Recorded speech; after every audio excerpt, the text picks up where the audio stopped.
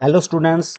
आज की इस वीडियो में हम देखेंगे इंडियन पॉलिटी के कुछ इंपॉर्टेंट एमसीक्यूज जो कि हमारे सभी तरह के एग्जाम्स के लिए काम आने वाले हैं। तो आप लोग वीडियो को पूरा देखिएगा और कमेंट सेक्शन में मुझे बताना कि आपने कितने क्वेश्चंस के सही आंसर पहले से दिए हैं। तो हमारा पहला क्वेश्चन है, संविधान के संबंध में निम्नलिखित में से कौन से कथन सही हैं। हमें चार कथन दिए गए हैं, हम एक एक कर देखते हैं इनको। यह कार्यपालिका, विधायिका तथा न्यायपालिका की संरचना, शक्तियों एवं कार्यों को परिभाषित करता है। यह कथन बिल्कुल सही है। हमारा कॉन्स्टिट्यूशन इन सभी चीजों को डिफाइन करता है। आगे है, ये देश के मूल कानूनों को समाहित करता है तथा नागरिकों को अधिकार एवं स्वतंत्रताएं प्रदान करता है। यह कथन भी सही है, क्योंकि हमारे कॉन्स्टिट्यूशन के अकॉर्डिंग ही हमें सभी राइट्स और फ्रीडम्स मिलती हैं। आगे है, any action inconsistent with the constitution is unconstitutional. अगर कोई भी कानून ऐसा बनता है जो कॉन्स्टिट्यूशन के अकॉर्डिंग नहीं है तो उसको अनकॉन्स्टिट्यूशनल डिक्लेयर किया जा सकता है। तो यह बात भी बिल्कुल सही है। आगे है, the constitution is completely unchangeable. तो यह कथन गलत हो जाएगा, क्योंकि हमारा कॉन्स्टिट्यूशन है जो इसमें आज तक बहुत बार अमेंडमेंट्स हो चुकी हैं और आगे भी होती रहेंगी, तो इसको कंप्लीटली अनचेंजेबल बोलना गलत हो जाएगा। इसलिए हमारा आंसर बन जाएगा ऑप्शन बी, केवल एक, दो और तीन कथन सही हैं। आगे है, भारतीय संविधान है विश्व का सबसे छोटा लिखित संविधान। यह कथन गलत है, क्योंकि हमारा संविधान है जो वो विश्व का सबसे छोटा संविधान नहीं है। लिखित है, ये बात सही है, लेकिन सबसे छोटा नहीं है। आगे है, विश्व का सबसे लंबा। ये बात सही है, और लिखित पहले से ही मैं आप लोगों को बता चुका हूं। तो हमारा जो आंसर हो जाएगा वो है ऑप्शन बी, क्योंकि हमारा जो कॉन्स्टिट्यूशन है वो लॉन्गेस्ट भी है और रिटन कॉन्स्टिट्यूशन है। और लॉन्गेस्ट की अगर बात की जाए तो अ, जो मूल संविधान था उसमें 395 अनुच्छेद थे, 8 अनुसूचियां थी और 22 इसके भाग थे। आज अनुसूचियों की जो संख्या है वो बढ़कर 12 हो चुकी है। तो हमारा आंसर हो जाएगा ऑप्शन बी। कैबिनेट मिशन योजना के अनुसार संविधान सभा में कितने सदस्य होने थे। जो कैबिनेट मिशन प्लान 1946 में आया था उसके अकॉर्डिंग जो कॉन्स्टिट्यूएंट असेंबली है उसके कितने मेंबर्स उसमें तय किए गए थे, तो वो थे 389। जिसमें अगर हम देखें तो जो गवर्नर के जो प्रोविंसेस थे वह 11 थे, और उनमें से 292 जो मेंबर्स उसमें से इलेक्ट किए जाने थे। और 4 जो चीफ कमिश्नर के जो प्रोविंसेस थे उनमें से प्रत्येक में से एक, मतलब 4 यहाँ पर होने थे। और अगर प्रिंसली स्टेट्स की बात करें तो उनमें से 93। तो टोटल जो बनता इसका वो 389। निम्नलिखित में से कौन कैबिनेट मिशन के सदस्य थे। तो लॉर्ड पैथिक लॉरेंस ये कैबिनेट मिशन के मेंबर थे। सर स्टैफोर्ड क्रिप्स भी थे, एवी अलेक्जेंडर भी थे, लेकिन लॉर्ड माउंटबेटन नहीं थे। तो हमारा आंसर हो जाएगा ऑप्शन बी, एक, दो और तीन।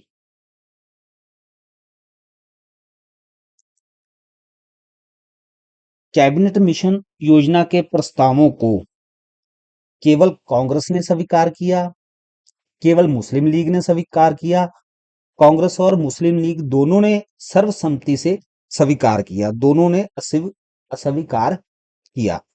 इसका जो आंसर है वो है ऑप्शन सी, दोनों ने ही, कांग्रेस और मुस्लिम लीग ने सर्वसम्मति से इसको स्वीकार किया था।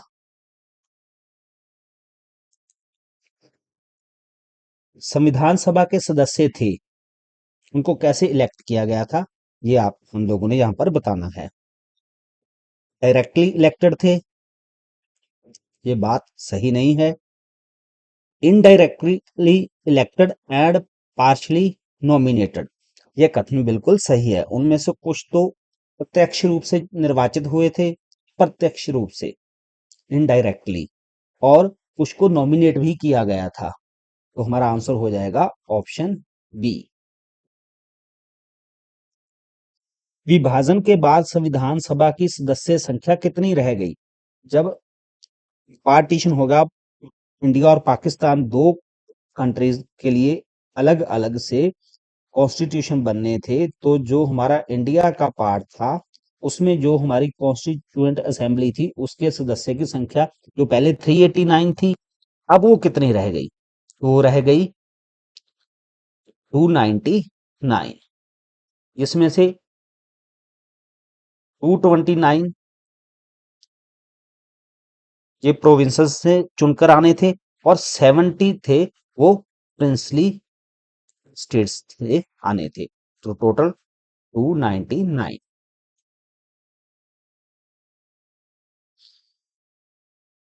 Objective resolution was adopted on, जो उद्देश्य प्रस्ताव था वो कब स्वीकार किया गया था? वो स्वीकार किया गया था 13 दिसंबर 1946 को, और उसको पारित किया गया था 22 जनवरी 1947 को। अडॉप्ट किया गया था इस डेट को, और उसको जो स्वीकार किया गया था, पारित किया गया था, वो इस डेट को किया गया था। संविधान के कुछ प्रावधान कब लागू हुए? हम लोग जानते हैं कि हमारा जो कॉन्स्टिट्यूशन है वो 26 जनवरी 1950 को, अक्सर हम पढ़ते हैं कि इस तारीख से वो लागू हुआ। लेकिन जो इसको स्वीकार कर लिया गया था फाइनल, तो वो था 26 नवंबर 1949 को। और जो कुछ ऐसे प्रावधान थे जैसे सिटीजनशिप और इलेक्शन, ये वाले जो प्रावधान थे ये इसी डेट को ही इनको लागू कर दिया गया था। तो जो बाकी के प्रावधान थे वो, जैसे हम जानते हैं, 26 जनवरी 1950 को लागू हुए।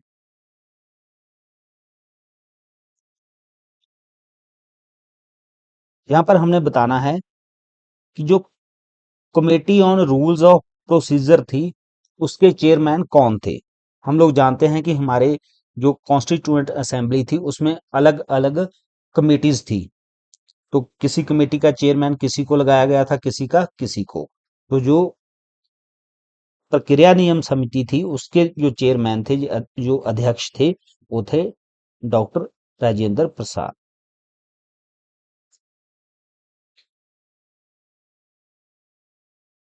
Minorities sub committee was headed by, तो माइनॉरिटी जो सब कमेटी थी उसके चेयरपर्सन थे एच.सी. मुखर्जी।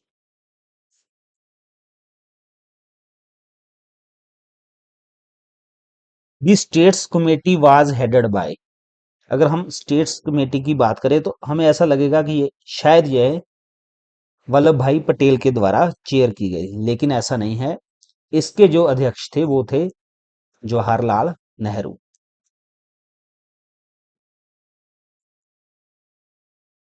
मौलिक अधिकार उप समिति के अध्यक्ष कौन थे? फंडामेंटल राइट्स सब कमेटी, इसको कौन हेड थे इसके? तो इसके हेड थे जेबी कृपलानी, ऑप्शन बी। भारतीय संविधान में मौलिक कर्तव्य किस देश से लिए गए हैं? तो हमारे जो फंडामेंटल ड्यूटीज हैं वो ली गई हैं यूएसएसआर से, यानी कि सोवियत संघ से। और ये कब ऐड की गई थी हमारे कॉन्स्टिट्यूशन में? 1976 में। स्वर्ण सिंह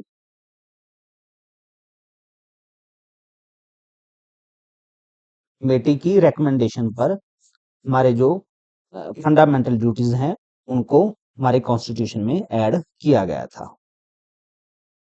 42nd कॉन्स्टिट्यूशनल अमेंडमेंट के द्वारा, जिसको हम मिनी कॉन्स्टिट्यूशन भी बोलते हैं। संसद की संयुक्त बैठक की व्यवस्था किस देश से ली गई है? हमारे कॉन्स्टिट्यूशन में एक प्रावधान है कि अगर किसी भी मैटर पे लोकसभा और राज्यसभा की सहमति नहीं बन पाती तो उसके लिए दोनों सदनों की एक संयुक्त बैठक की व्यवस्था है। तो ये जो प्रावधान है ये हमने किस देश से बोरो किया है? तो ये किया है ऑस्ट्रेलिया से। राष्ट्रपति के निर्वाचन की पद्धति किस देश से ली गई है? यहाँ पर हमने ये बताना है कि जो प्रेसिडेंट के इलेक्शन का जो मेथड है कि प्रेसिडेंट का इलेक्शन कैसे होगा, ये हमने लिया है आयरलैंड के कॉन्स्टिट्यूशन से। और अगर बात करें राष्ट्रपति के पद की तो वो हमने आयरलैंड से नहीं लिया, हमने सिर्फ जो इलेक्शन का मेथड है वो आयरलैंड से लिया है। अगर पद की बात करें तो उसमें हमने कॉपी किया है ब्रिटेन के कॉन्स्टिट्यूशन को। लेकिन वहां पर किंग या क्वीन जो है वो अ, देश के प्रमुख होते हैं, हमारे यहाँ पर इलेक्टेड प्रेसिडेंट होते हैं। इसलिए हम रिपब्लिक कंट्री हैं। लेकिन जो इंग्लैंड है वो रिपब्लिक नहीं है, वो डेमोक्रेटिक तो है लेकिन रिपब्लिक नहीं है। आपातकाल के दौरान मौलिक अधिकारों के निलंबन का प्रावधान किस देश से लिया गया है? इमरजेंसी के दौरान जो हमारे फंडामेंटल राइट्स हैं उनको सस्पेंड किया जा सकता है। और ये वाला जो प्रावधान है ये हमने लिया है जर्मनी के कॉन्स्टिट्यूशन से।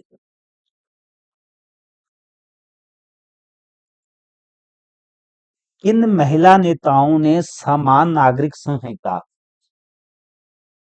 यूसीसी यूनिफॉर्म सिविल कोड को मौलिक अधिकारों में शामिल करने का समर्थन किया था?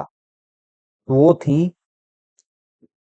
हंसा मेहता और राजकुमारी अमृत कौर। आंसर हो जाएगा ऑप्शन बी। प्रस्तावना में निम्नलिखित में से कौन से आदर्शों का उल्लेख किया गया है? हमारी प्रेम्बल में हमने ये बताना है कि इनमें से वो कौन-कौन से शब्द हैं जिनका उल्लेख किया गया है। तो जस्टिस की बात है, लिबर्टी की है, इक्वालिटी की भी है और इंटीग्रिटी की भी है। तो इसका आंसर हो जाएगा ऑप्शन डी।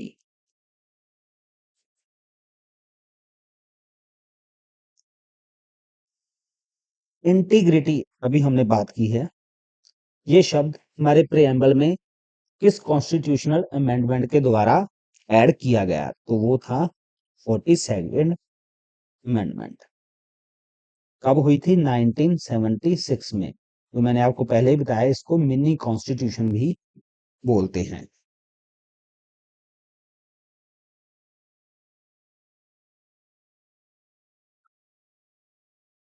अभी मैं आपको पहले ही बता चुका हूँ कि जो 42nd कॉन्स्टिट्यूशनल अमेंडमेंट है वो कब पास हुई थी? 1976 में। Indian socialism is based on, हमारा जो सोशलिज्म है, जो भारतीय समाजवाद है, वो किस पर आधारित है? तो वो डेमोक्रेटिक सोशलिज्म पे आधारित है। हम कुछ और देशों में भी सोशलिज्म देखते हैं, जैसे चाइना है, रशिया है, लेकिन वहाँ का सोशलिज्म और हमारा सोशलिज्म जो वो हैं वो टोटली डिफरेंट हैं। हम डेमोक्रेटिक तरीके से चलते हैं, इसलिए हमारा जो बेस है वो है democratic socialism.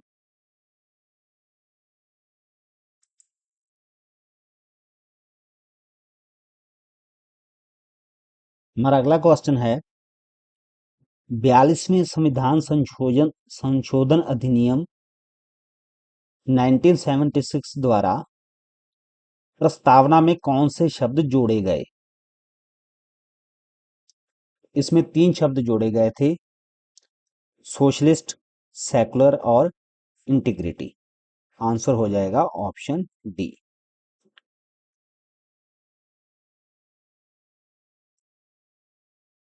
The objective resolution was introduced by, जो हमने पहले ही बात की थी, जो उद्देश्य प्रस्ताव था वो किसके द्वारा प्रस्तुत किया गया था? तो इसको प्रस्तुत किया था पंडित जवाहरलाल नेहरू ने। आंसर है ऑप्शन बी। किस मामले में प्रस्तावना को संविधान का अभिन्न अंग माना गया है? तो प्रस्तावना को कॉन्स्टिट्यूशन का इंटीग्रल पार्ट माना जाता है। ये जो सुप्रीम कोर्ट का जो बहुत ही चर्चित फेमस जो फैसला था वो था केशवानंद भारती। कब आया? 1973 में।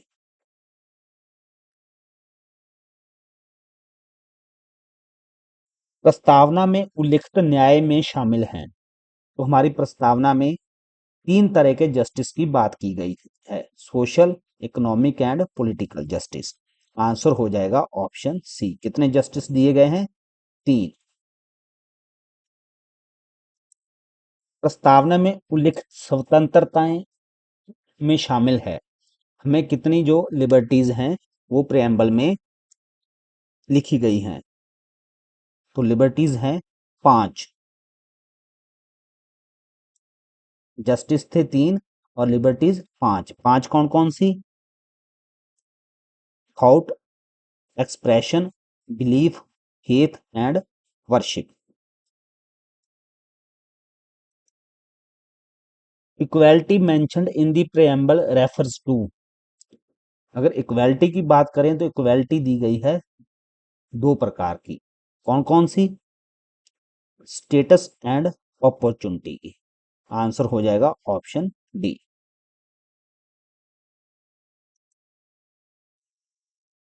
विच word was added to the preamble in 1976? इनमें से हमने बताना है कि 1976 में कौन सा वर्ड है वो प्रेम्बल में शामिल किया गया था। ये बात हम पहले भी कर चुके हैं। 3 शामिल किए गए थे, सोशलिस्ट,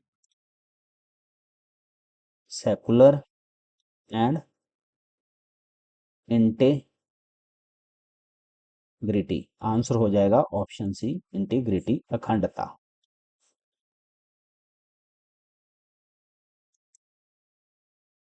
उदारीकरण, निजीकरण एवं वैश्वीकरण की नीतियों किस वर्ष प्रारंभ की गई थी? इनको इंट्रोड्यूस किया गया था 1991 में। इसी को हम एलपीजी रिफॉर्म के नाम से जानते थे। और ये कौन लेकर आया था? ये लेकर आए थे हमारे उस समय के finance minister doctor Manmohan Singh.